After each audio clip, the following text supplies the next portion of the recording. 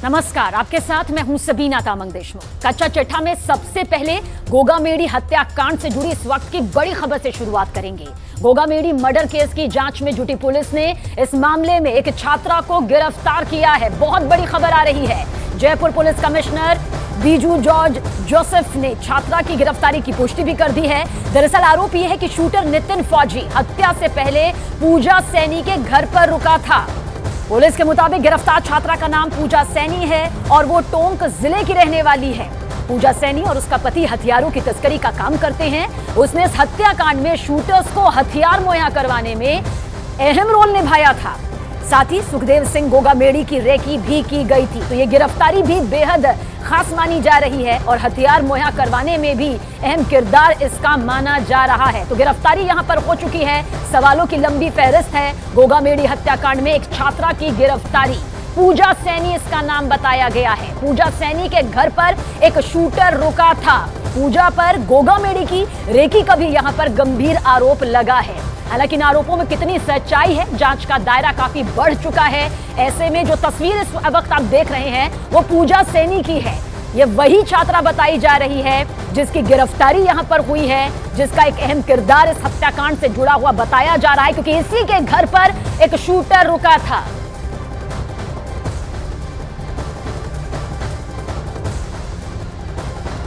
तो गोगामेडी हत्याकांड के पहले दिन ही यह दावा किया गया था कि इस हत्याकांड का कनेक्शन लॉरेंस बिश्नोई गैंग से है और अब यही बात बिल्कुल साफ नजर आने लगी है। दरअसल गोगामेडी न सिर्फ राजस्थान के अंदर लॉरेंस बिश्नोई गैंग के लिए मुसीबत बन चुके थे, बल्कि गोगामेडी की वजह से लॉरेंस की दहशत भी खत्म हो चुकी थी।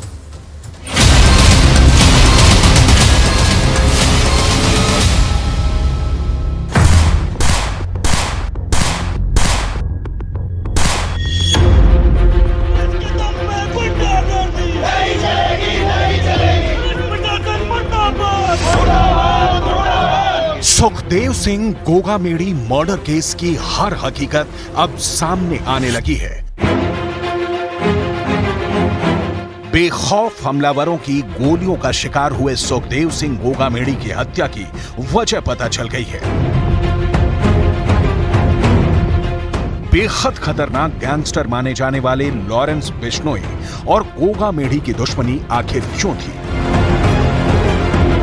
इस सवाल का जवाब भी मिल गया है। सुखदेव सिंह गोगामेडी आखिर क्यों लॉरेंस बिश्नोई के गुर्गों की आंखों में छुप रहे थे, इसका भी खुलासा हो गया है।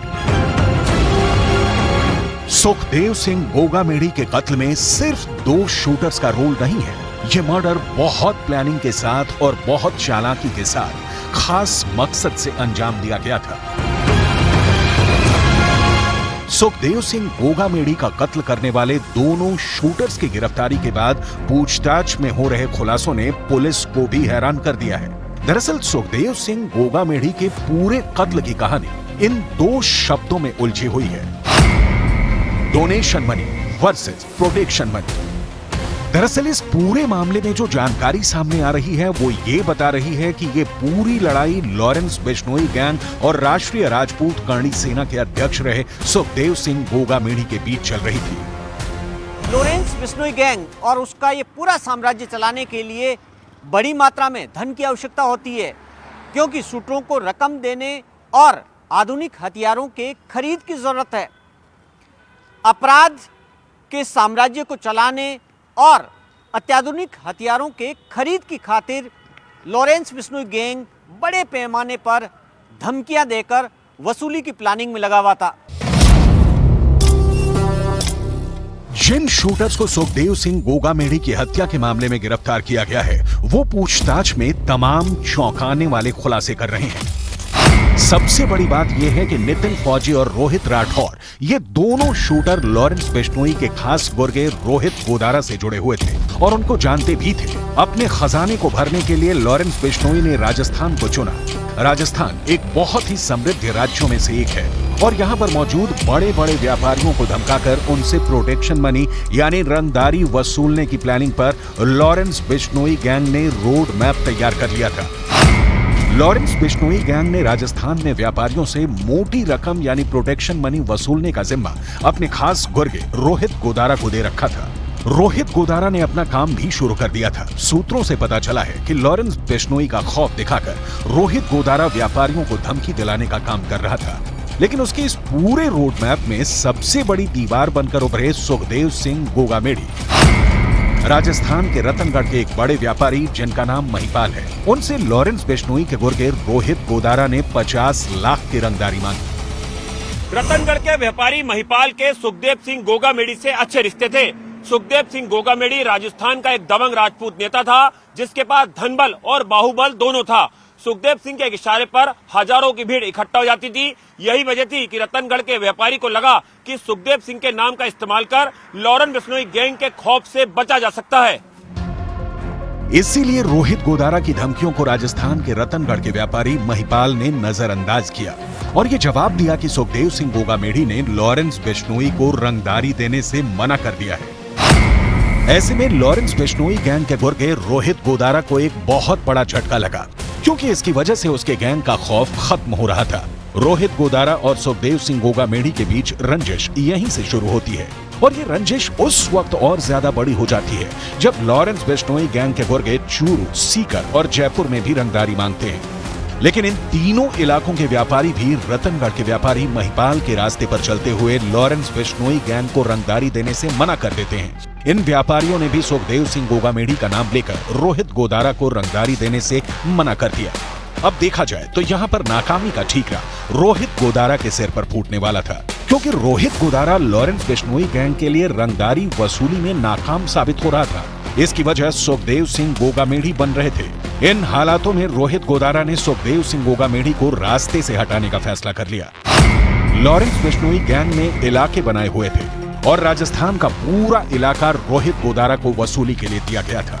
रोहित गोदारा के बाद लॉरेंस बिश्नोई गैंग का सबसे भरोसेमंद आदमी राजस्थान के अंदर वीरेंद्र चारण था। वीरेंद्र चारण का भी इस हत्या में रोल सामने आ रहा है।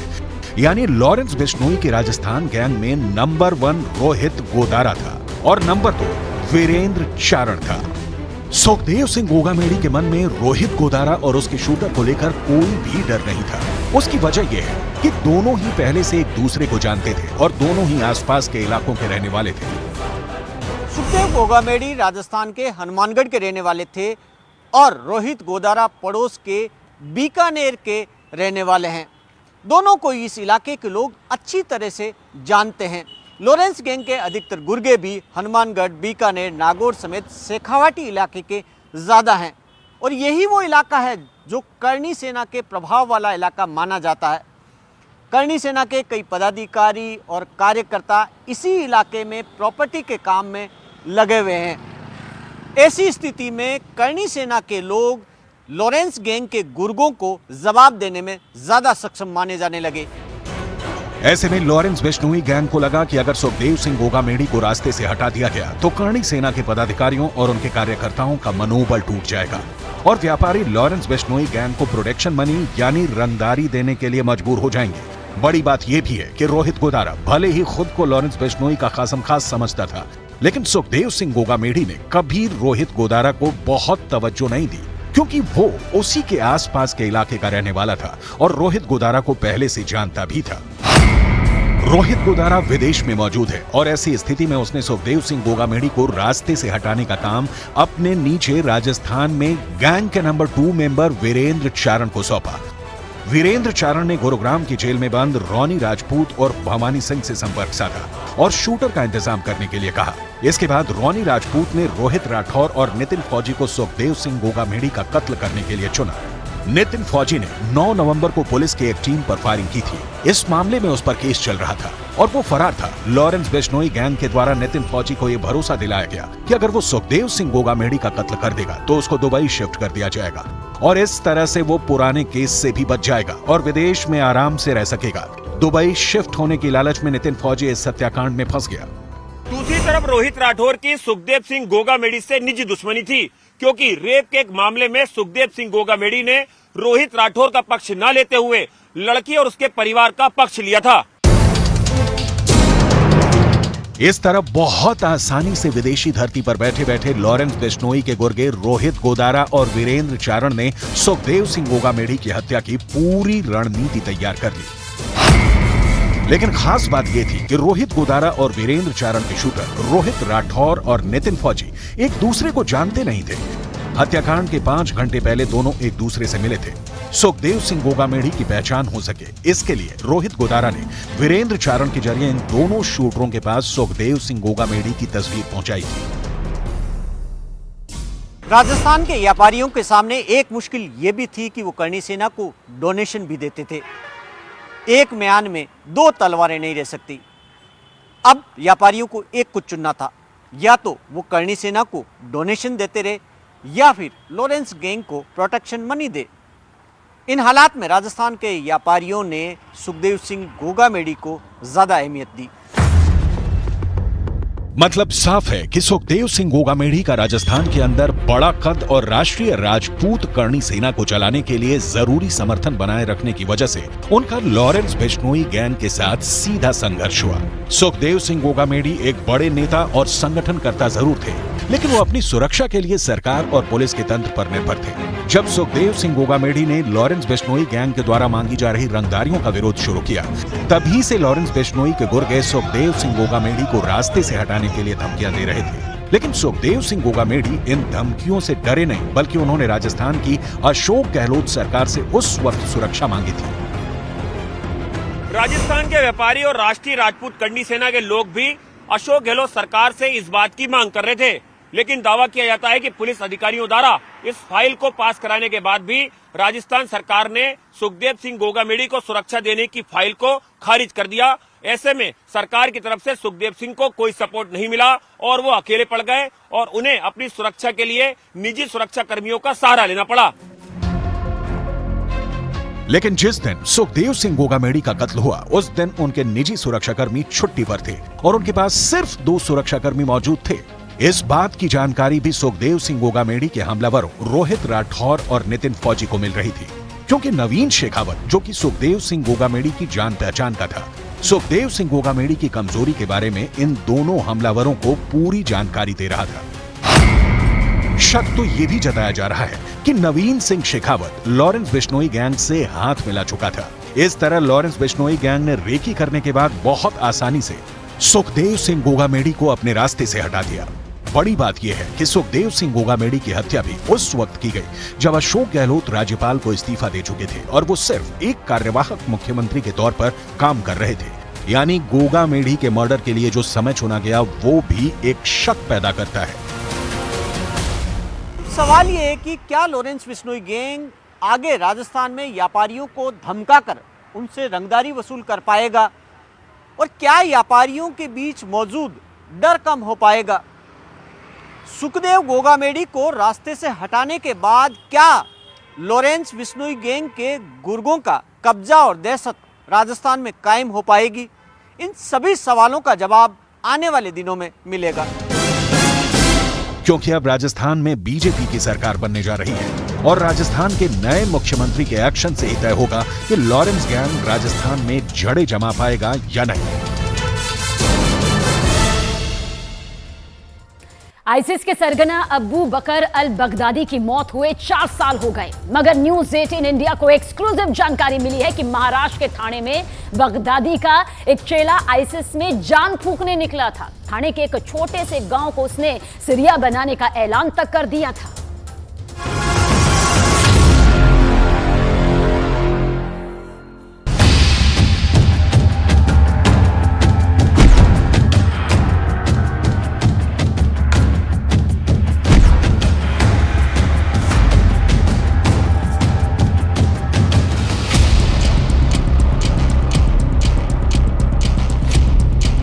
महाराष्ट्र के ठाणे से नेशनल इन्वेस्टिगेशन एजेंसी एनआईए के हत्थे आईएसआईएस का एक आतंकी चढ़ा है। सूरत अलग है, ये बगदादी नहीं है, मगर मंसूबे और काम वही हैं।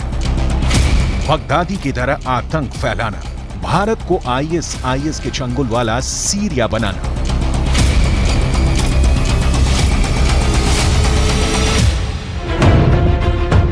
नाम है साकिब अब्दुल नाचर, उम्र 70 साल से ऊपर, पता पटगा गांव, ठाणे, महाराष्ट्र। उम्र दराज ये शख्स बेहद खतरनाक है, मौत का दूसरा नाम है। न्यूज 18 को सूत्रों से एक्सक्लूसिव जानकारी मिली है कि साकिब अब्दुल नाचन भारत में आईसिस का सबसे बड़ा आतंकी था। ये मान लीजिए कि वो भारत में आईसिस का अबू बकर अल बगदादी था और नाचन का ख्वाब पूरे के पूरे आईसिस को अपने इशारों पर नचाने का था। लेकिन नाचन का सपना सपना ही रह गया और उसे फंसाने वाला उसका बेटा ही निकला। करीब 3 महीने पहले नाचन का बेटा गिरफ्तार हुआ था। हिरासत में उसने सुरक्षा एजेंसियों को ऐसी बातें बताई कि अपने बाप के साथ ही गद्दारी कर दी और 2 दिन पहले वो एनआईए की गिरफ्त में आ गया। साकिब अब्दुल नाचन के दिमाग में चल रही साजिश से सुरक्षा एजेंसी पूरी तरह से वाकिफ थे। यही वजह है कि साकिब कई दिनों से एनआईए के रडार पर था। दिन रात सोते बैठते हमेशा एनआईए साकिब पर नजर रखी हुई थी, इसलिए एनआईए के पीछे जाल में साकिब पूरी तरह से फंस चुका था। सुबह लगभग 3 बजे जब महाराष्ट्र के ठाणे के पड़का गांव का चप्पा चप्पा वीरान था, पूरा गांव सो रहा था, तब घुप अंधेरे में एनआईए की टीम महाराष्ट्र पुलिस और एटीएस के अधिकारियों के साथ नाचन के गांव में पहुंची। साकिब अब्दुल नाचन इतना खतरनाक आदमी है कि एनआईए ने चूक की कोई गुंजाइश नहीं छोड़ी। एनआईए के 180, पुलिस के 150 और महाराष्ट्र एटीएस के 80 अधिकारियों समेत कुल 410 लोगों की टीम ने नाचन के घर पर छापा मारा और उसे गिरफ्तार कर लिया। गिरफ्त में आने के बाद नाचन ने ऐसे राज उगले कि एक पल के लिए अधिकारी भी हिल गए। पता चला कि नाचन पड़का गांव के जिस बोरीवली इलाके में रहता था, उसने उसे अल शाम नाम दिया हुआ था। अल शाम अरबी शब्द है जिसका मतलब है सीरिया। यानी जैसे अबू बकर अल बगदादी ने पश्चिम एशिया के देश सीरिया के एक बड़े हिस्से को अपने कब्जे में लेकर आतंक फैलाया हुआ था, उसी तरह नाचन ठाणे के पड़का गांव के छोटे से बोरीवली इलाके को अपना सीरिया बताता था। बगदादी को ना सुनना कतई पसंद नहीं था। उसके फरमान को ना कहने का मतलब था मौत। तिल तिल कर मारने वाली ऐसी मौत की भी रूह कांप उठे। जब तक बगदादी जिंदा था तब तक उसके राज वाले सीरिया में धड़ल्ले से लोगों का सिर धड़ से अलग कर दिया गया। दुनिया के कोने कोने में अपनी दहशत फैलाने के लिए बगदादी ने अपने आतंकियों से रोंगटे खड़े कर देने वाली ऐसी मौत का बाकायदा वीडियो बनाकर वायरल तक करवाया। जॉर्डन के एक पायलट को तो आईसिस के आतंकियों ने जिंदा जला दिया और वो खतरनाक वीडियो ड्रोन से शूट तक किया गया।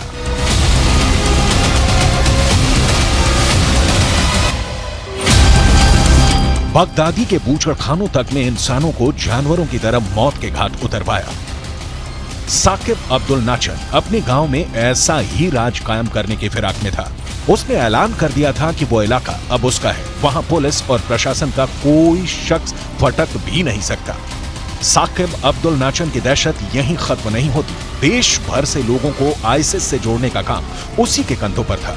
वो मासूम लोगों को बरगलाकर उन्हें आईसिस का आतंकी बनने की कसम दिलाता था। ये कोई ऐसी कसम नहीं होती थी जिसे जब मन चाहा तोड़ दिया। नाचन ने जिससे कसम दिलवा ली वो उसका गुलाम हो जाता था।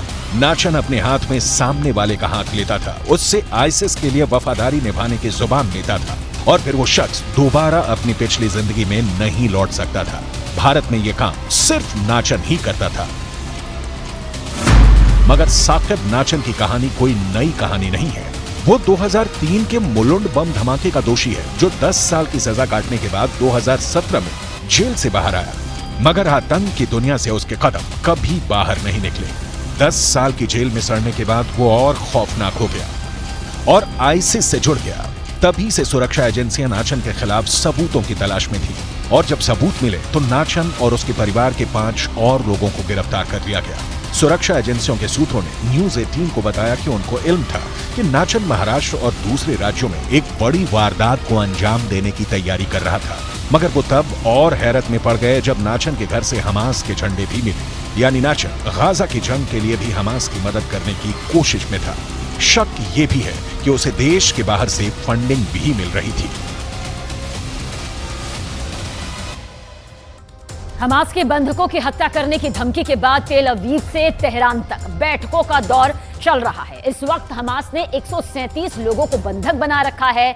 हमास ने इजरायल से मांग की, अगर उनकी मांगे पूरी नहीं हुई तो वो बंधकों को मौत के घाट उतार देंगे। इजरायल ने अभी कोई प्रतिक्रिया नहीं दी, लेकिन 24 घंटे में गाजा में 250 हमले बता रहे हैं कि इजरायल के प्रधानमंत्री बेन्यामिन नेतन्याहू का आखिर अगला रुख क्या होगा।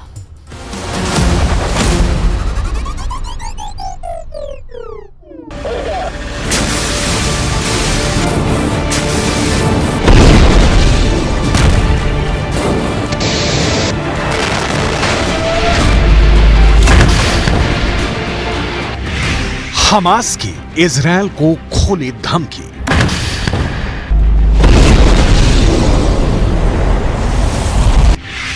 एक भी बंधक जिंदा वापस नहीं जाएगा। नेतन्याहू की खामोशी से उठे सवाल। 137 बंधकों का क्या होगा?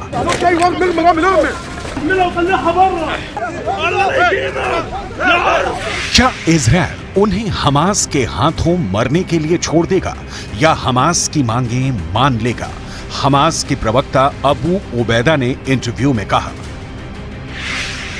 ना तो फांसीवादी दुश्मन और उसका अहंकारी नेतृत्व, ना ही उसके समर्थक बिना किसी आदान प्रदान या बातचीत व मांगों को पूरा किए बगैर अपने कैदियों को जिंदा ले जा सकते हैं, ना ही वो जाने देगा।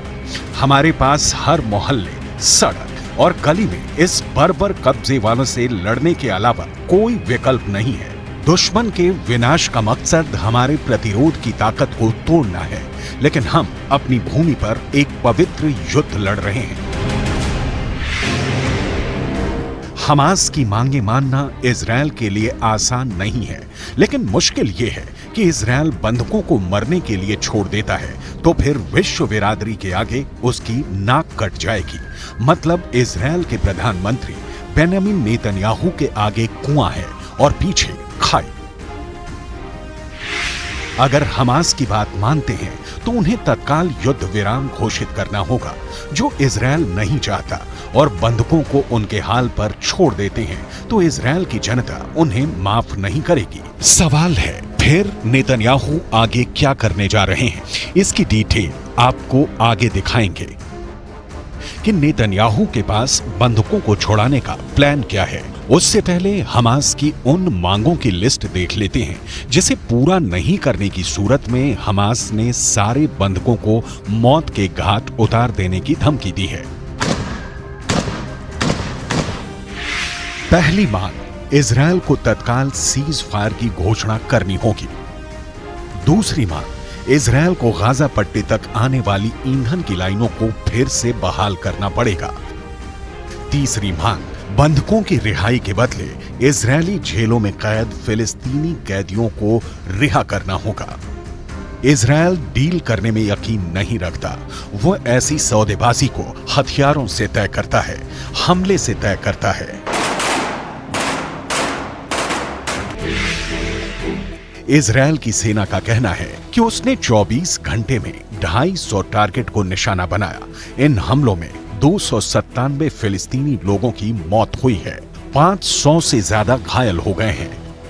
हमास ने कहा है कि 7 अक्टूबर से अब तक 18,000 से ज्यादा फिलिस्तीनी मारे गए हैं। इजरायल का कहना है कि उसने 7,000 हमास के आतंकियों को मार गिराया है। ऐसा करते हुए इजरायल के 98 जवान शहीद हो गए हैं और 600 से ज्यादा जख्मी हुए हैं। हर युद्ध की कीमत चुकानी पड़ती है, लेकिन इसकी सबसे ज्यादा कीमत तो बंधक चुका रहे हैं। इन बंधकों को 7 अक्टूबर को हमास गाजा उठाकर ले आया और तब से अब तक इनके सिर पर हमास की बंदूकें तनी हुई हैं। हमास ने बहुत सोची समझी रणनीति के तहत इजराइल से लोगों को अगवा किया था। हमास का मकसद ही था कि इजरायली लोगों को अगवा करके रखेंगे और जब बाजी पलटने लगेगी तो इजराइल से बंधकों की जान का सौदा करेंगे। हमास वही कर रहा है, लेकिन हमास की परेशानी ये है कि नेतन्याहू बावजूद इसके गाजा की तबाही पर रोक नहीं लगा रहे हैं। क्यों? इसे जानने के लिए आपको सिर्फ 2 मिनटों का इंतजार करना होगा, क्योंकि उससे पहले बंधकों की पूरी डिटेल समझनी जरूरी है। इजराइल और हमास के बीच संघर्ष विराम हुआ था, जो 1 सप्ताह के बाद 1 दिसंबर को टूट गया। इसमें 105 बंधकों को हमास ने रिहा किया था, जिसमें से 80 इजरायली थे। इनके बदले इजराइल ने 240 फिलिस्तीनी कैदियों को रिहा किया था। इजराइल का कहना है कि अब भी 137 बंधक हमास के कब्जे में हैं। हमास 137 बंधकों के बदले इजराइल को झुकाना चाहता है, लेकिन नेतन्याहू के रुख को देखकर नहीं लगता कि वो इस वक्त किसी भी तरह के समझौते के मूड में है। यूएन में अमेरिका ने जब युद्ध विराम के प्रस्ताव पर वीटो किया तो इसका मतलब यही निकलता है कि इजराइल हमास का पूरा सफाया करके ही दम लेना चाहता है। लेकिन इस बीच वो बंधक है जिनके परिजनों का रो रो कर बुरा हाल है। इस बीच कतर है, जिसका कहना है कि फिर से सीज फायर कराने की कोशिशें जारी हैं। लेकिन दूसरी ओर कतर ही कह रहा है कि इजराइल की बमबारी सक्सेसफुल रिजल्ट देने में बड़ी अड़चन है। मतलब कतर भी चाहता है कि जैसे पहली बार सीज फायर के दौरान बंधकों के बदले फिलिस्तीनी कैदियों को इजराइल ने रिहा किया, उसी तरह एक बार फिर किया जाए।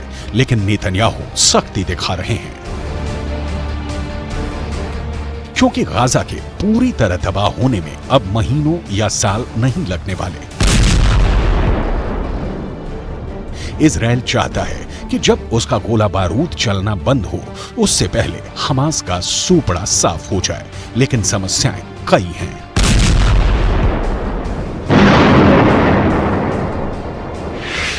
हमास ही नहीं, इजरायली सैनिकों को एक और से जंग लड़नी पड़ रही है, और ये जंग है सैनिकों की बीमारी। इसके अलावा यमन के हूती हैं, जिनका हमला रुक ही नहीं रहा। इसके साथ ही हिजबुल्लाह है, जो लगातार धमकी देते हैं, और तो और ईरान है, जो लगातार इन संगठनों को खाद पानी देता है। बेंयामिन नेतन्याहू सत्ता में सुरक्षा की गारंटी देने के साथ आए थे, लेकिन 7 अक्टूबर के हमले ने उनकी गारंटी की चिंदी बिखेर दी। अब नेतन्याहू के सामने युद्ध है, और इस युद्ध में इजराइल की जीत की गारंटी पूरी करनी है। लेकिन नेतन्याहू फंस गए हैं।